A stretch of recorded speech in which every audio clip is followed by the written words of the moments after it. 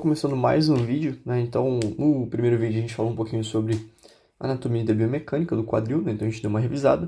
E agora a gente vai falar um pouquinho sobre a avaliação e as principais disfunções do quadril, tá? Então a ideia da avaliação é o quê? A gente fazer um mapa mental mesmo, só para relembrar os principais pontos que a gente vai avaliar esse paciente do quadril, beleza? Bom, então vamos lá. Começando pela avaliação, vou fazer um mapa mental aqui. A avaliação do quadril ela vai seguir aqueles passos, né, de toda a avaliação ortopédica, né, incluindo parte de anamnese, incluindo inspeção, exame físico, né, então a gente vai ver tudo isso, tá? Começando pela... eu vou deixar a anamnese como um tópico separado, depois a gente fala um pouquinho dela, tá? Então quando a gente fala da avaliação, a parte de exame físico, vou separar assim que eu acho que talvez fique melhor. A gente vai falar sobre a parte, algumas coisas específicas da região do quadril. A gente vai falar sobre ADM, então uma das coisas que a gente avalia, tá?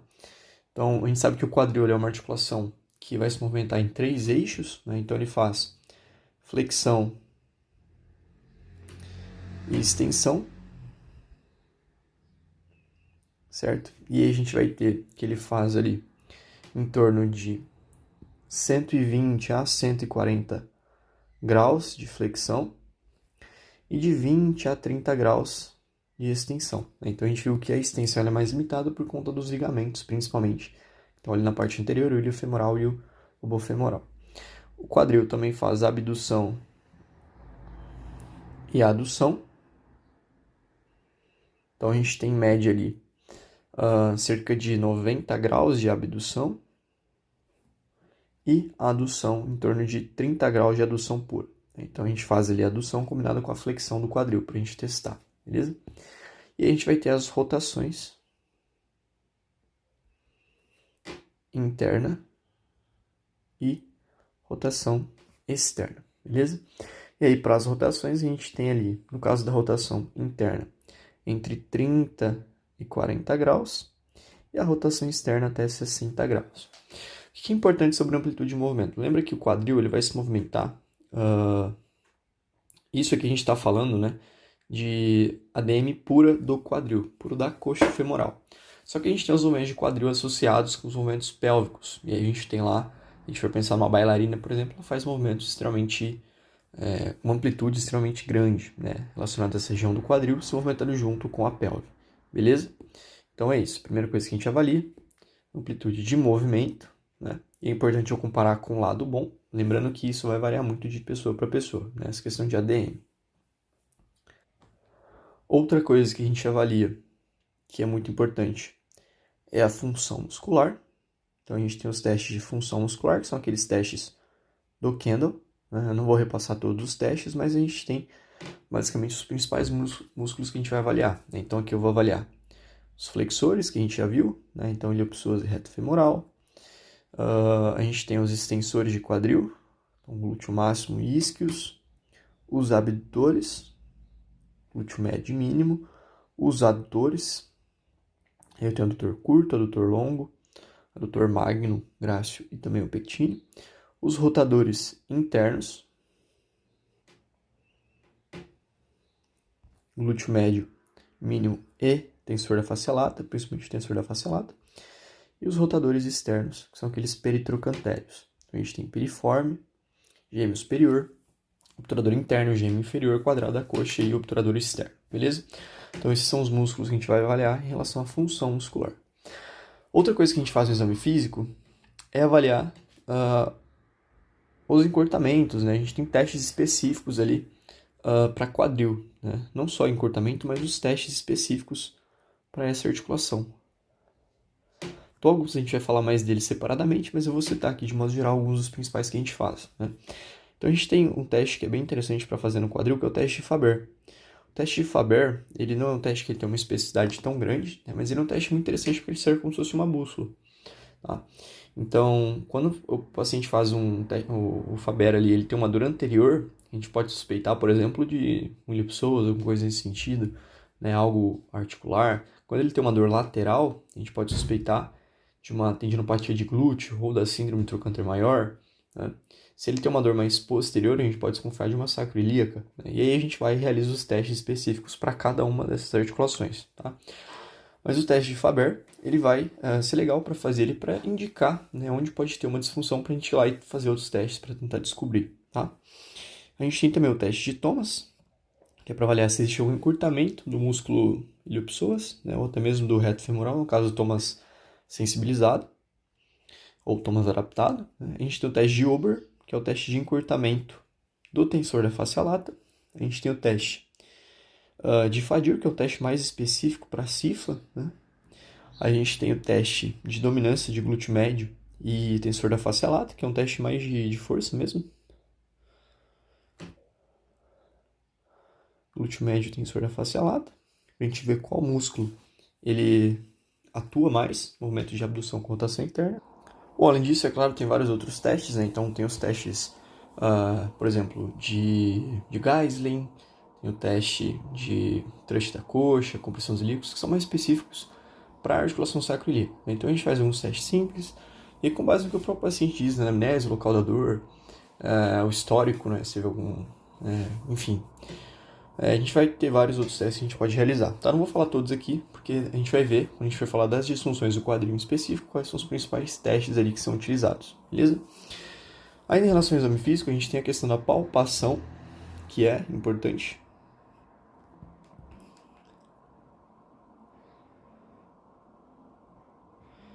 Então, na avaliação do quadril, a gente pode palpar, por exemplo,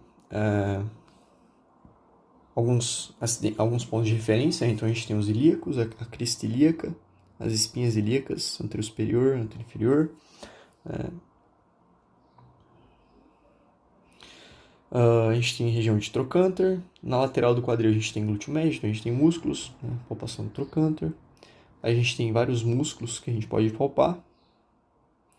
Então a gente tem na lateral os músculos glúteos, parte posterior glúteo máximo, a gente tem o reto, o iliopsoas. Vou colocar todos aqui, né? A gente tem os músculos adutores.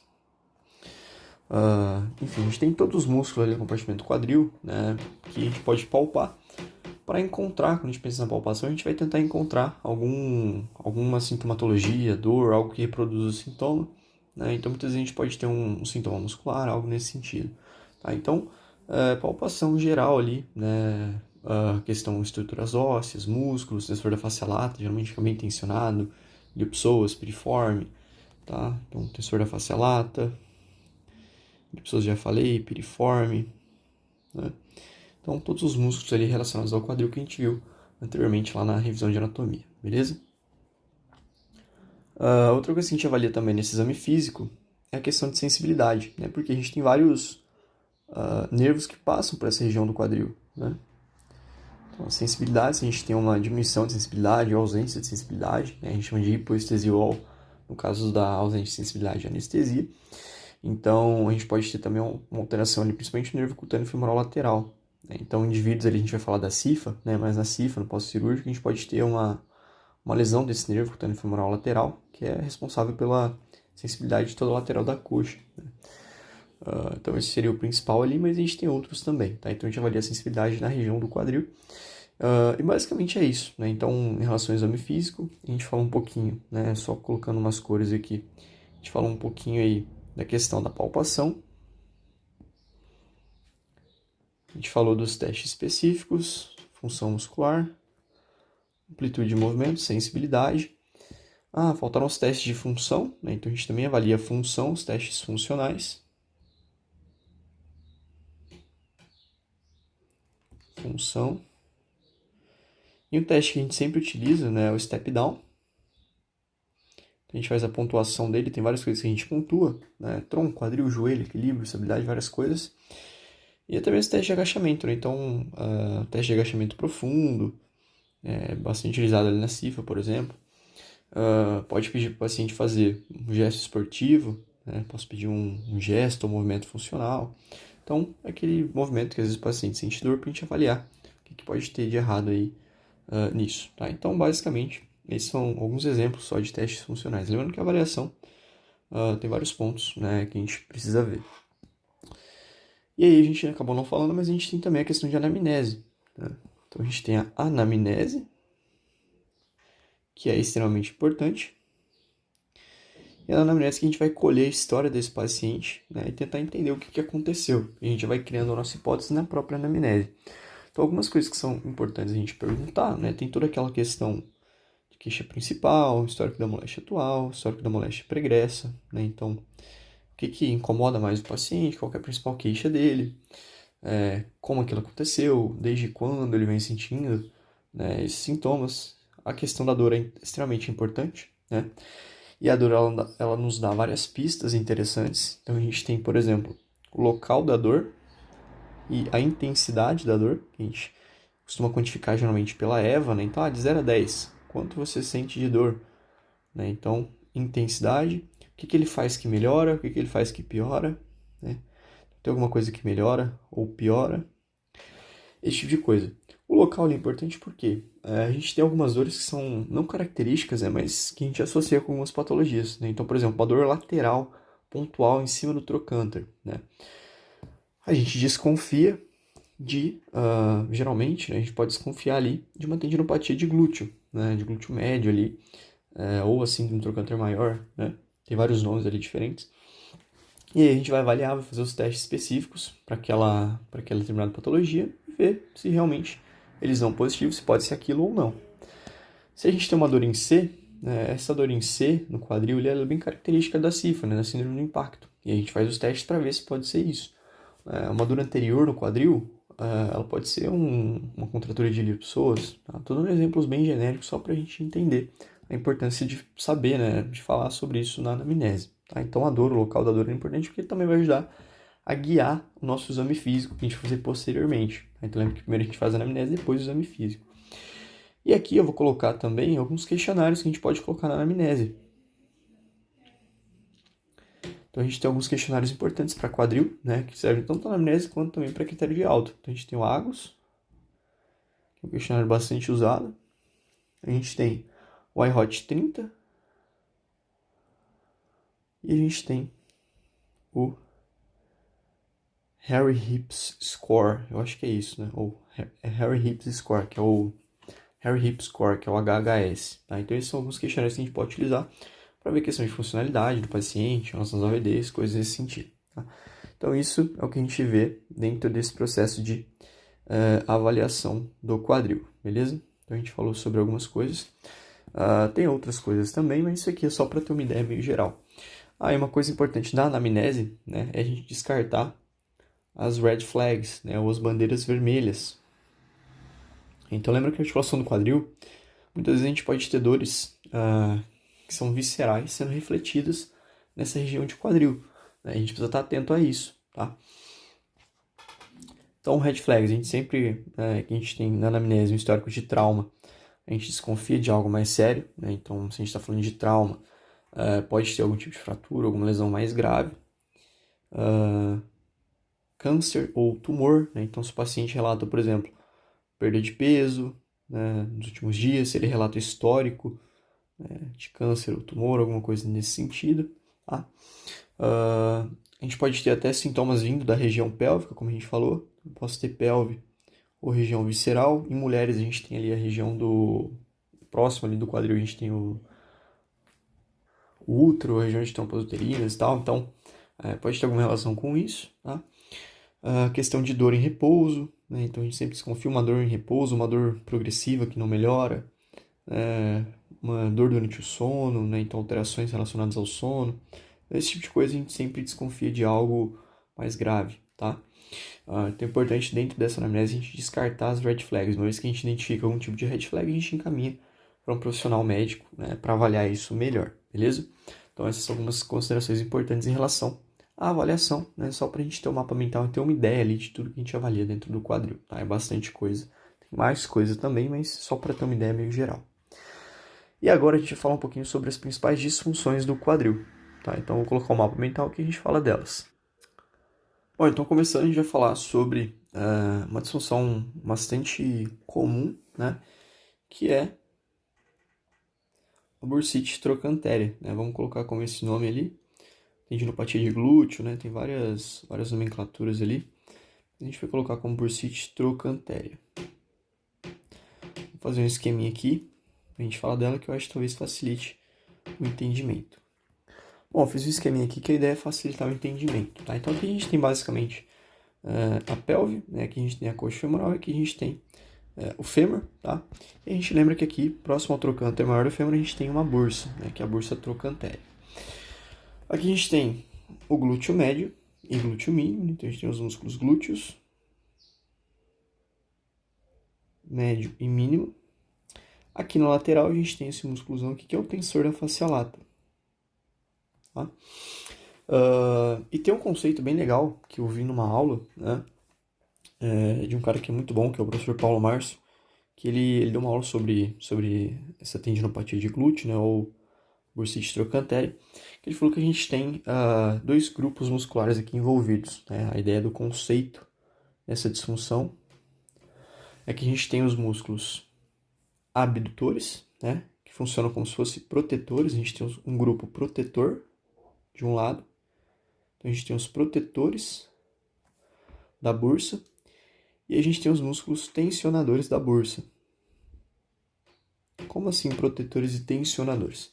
Os músculos protetores que ele se refere são os músculos glúteos, né? Então os abdutores de quadril. Os abdutores eles são os músculos protetores, o glúteo médio e mínimo.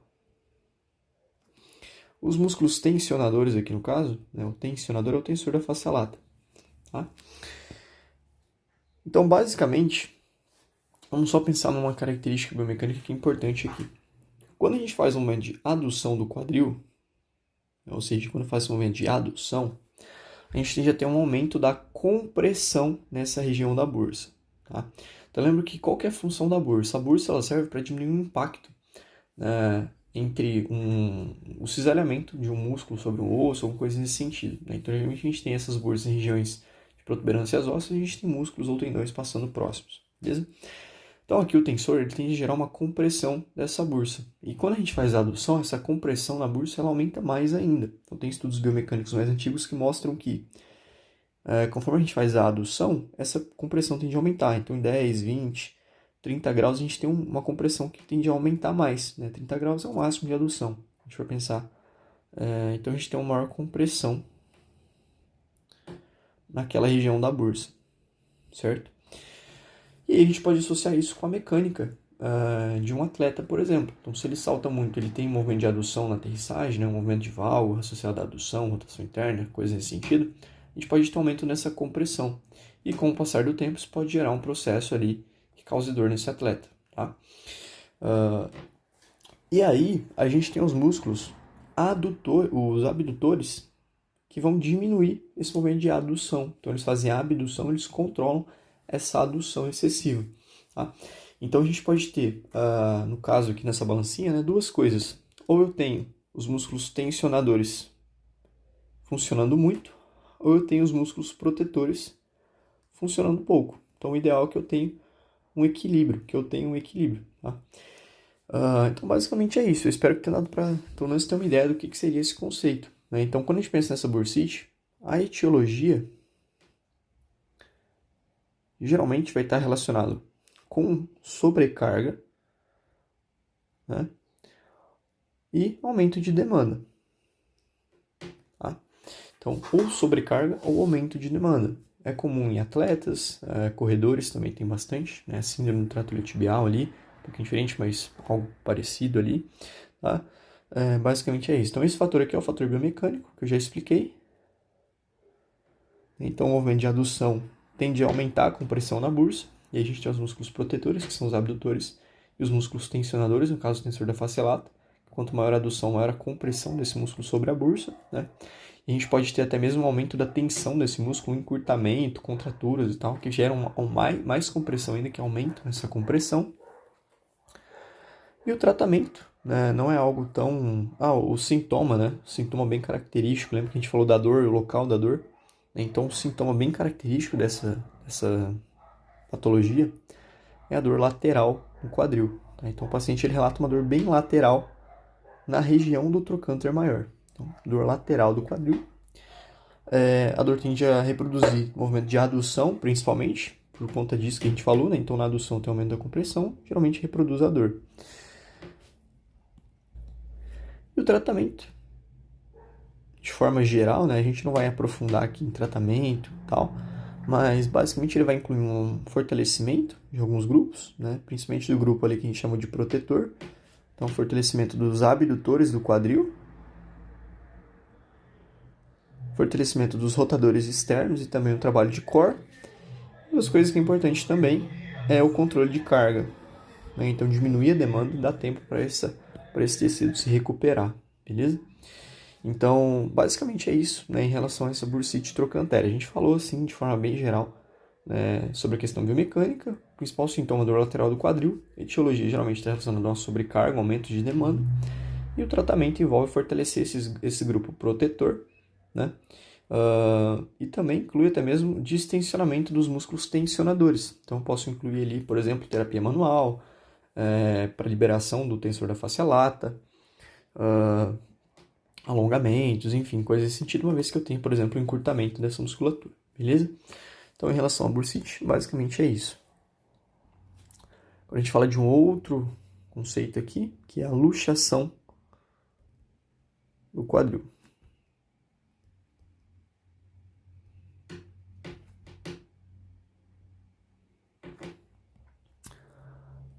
Bom, a luxação do quadril não é algo tão comum, né? Porque a gente viu que a articulação do quadril, né? A gente tem um bom encaixe articular entre fêmur e acetábulo, né? Então a gente tem bastante contato, uma boa congruência articular. A gente tem ligamentos muito fortes que vão estabilizar essa articulação e a gente tem vários músculos ao redor, que também são músculos que auxiliam na estabilização dinâmica.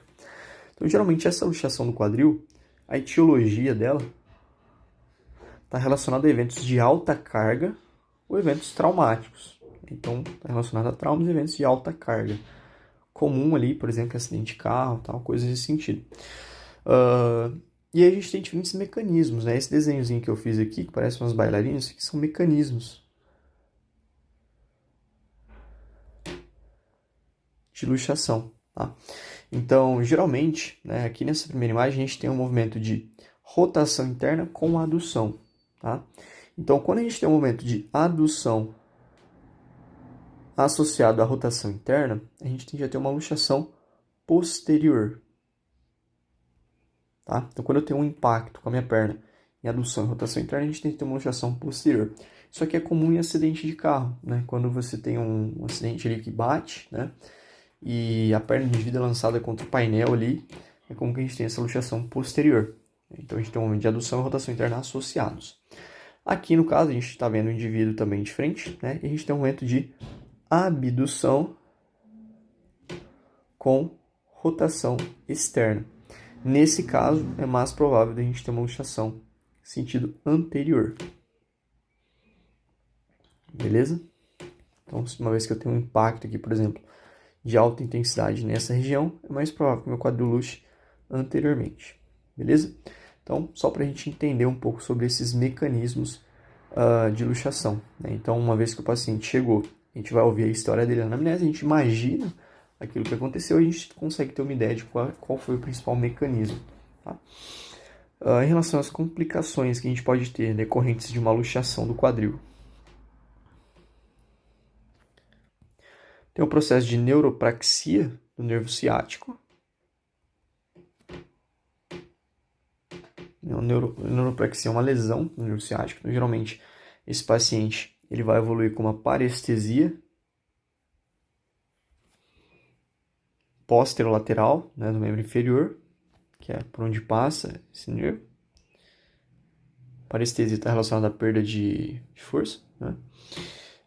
Perda de sensibilidade, perdão. E a gente pode também ter uma paresia, né, ou diminuição da força muscular ali, principalmente nos movimentos de dorse e plantiflexão.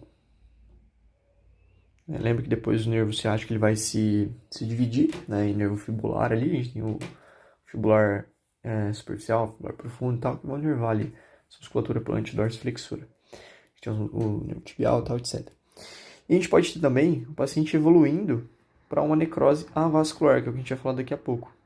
Então a gente tem a necrose avascular da cabeça do fêmur e muitos pacientes acabam tendo também uma maior chance de desenvolver osteoartrite de quadril.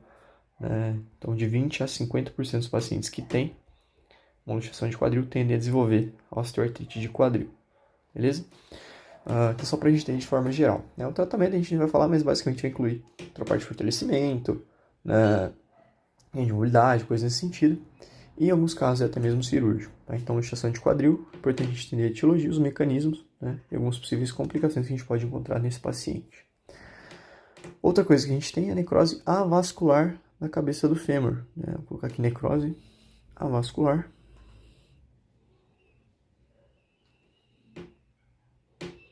Cabeça do fêmur. Eu coloco assim, né? Eu não vou colocar necrose vascular da cabeça do fêmur, senão não vai caber. Então é só pra... É porque eu não sei escrever não, é pra encurtar o espaço. A gente tem necrose vascular da cabeça do fêmur. Aqui eu fiz um esqueminha, né, pra gente ver. Então basicamente a gente tem aqui a cabeça do fêmur íntegra, né?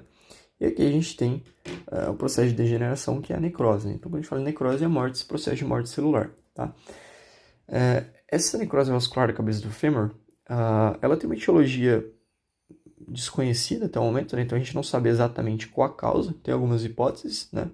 Então geralmente a etiologia ela é idiopática, então não se sabe ao certo qual é a causa, mas a gente tem alguns fatores causais que estão relacionados com o desenvolvimento dessa necrose vascular, né? Uma delas é o uso de corticoides, tá? Então o uso de corticoides ele tem relação com o desenvolvimento dessa necrose vascular da cabeça do fêmur, então dentro da anamnese, se esse paciente sente uma dor ali intra-articular, algo nesse sentido, dor, descarga de peso, se eu desconfio de uma necrose vascular, se ele faz uso de corticoide, a gente pode criar uma relação, né? Claro, precisa avaliar melhor, mas pode ser alguma coisa relacionada. Tabagismo, né? Também é um fator, já que a gente tem lesões vasculares relacionadas ao tabagismo. Fatores genéticos, pode ser em decorrência, né, de um trauma, então a gente pode ter um traumatismo, né? A gente viu aqui embaixo na luxação do quadril que uma possível complicação é a necrose vascular, tá? E problemas vasculares mesmo, né? Então geralmente está relacionado ali com uma diminuição da vascularização dessa cabeça do fêmur, tá? Aqui eu coloquei esse azulzinho aqui, é o ligamento redondo, né? Eu não sei se a gente falou dele na anatomia, mas ele é um ligamento importante porque ele é quem faz a nutrição. A gente tem artérias que passam próximos a esse ligamento, né? E ele é importante para fazer a nutrição dessa região da cabeça do fêmur. Então ele vai levar nutrientes para a cabeça do fêmur, beleza? Então essas são as principais causas relacionadas à etiologia da necrose avascular da cabeça do fêmur. A incidência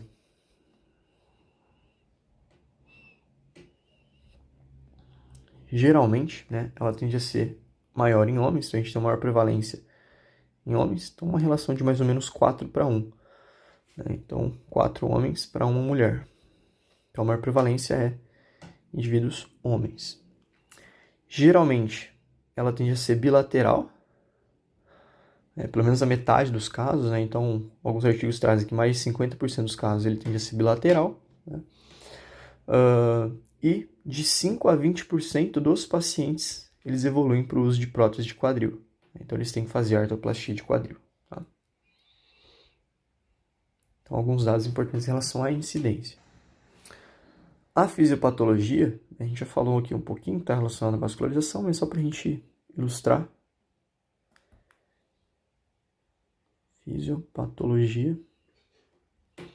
Então a gente tem uma espécie de ciclo, né, vicioso ali que leva ao desenvolvimento dessa necrose. Então a gente tem primeiro a diminuição da vascularização, então diminui a entrega de nutrientes para as células, os osteoblastos, os osteoclastos e tal, nessa região.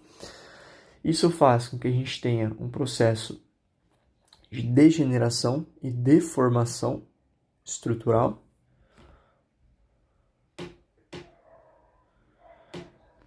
gerando também lesões na cartilagem acetabular. Tá? E aí a gente tem um processo de degeneração total ali acontecendo. Beleza? Então, comete tanto o fêmur quanto o acetábulo.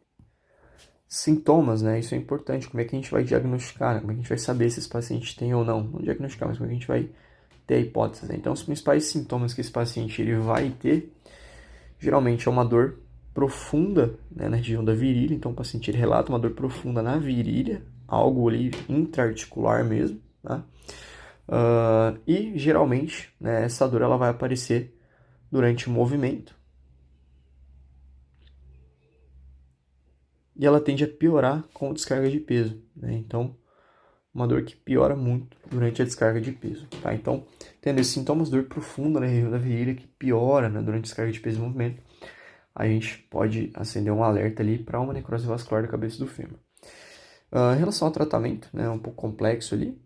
Muitos dos casos a gente viu, muitos não, né, mas alguns casos eles vão evoluir para o tratamento cirúrgico, né? E de opções cirúrgicas existem algumas, né? Então, o processo de descompressão na cabeça do fêmur, processo de enxerto ósseo, osteotomia, né? Não são tão efetivos, alguns funcionam para algumas pessoas, mas em geral a gente tem a artroplastia de quadril.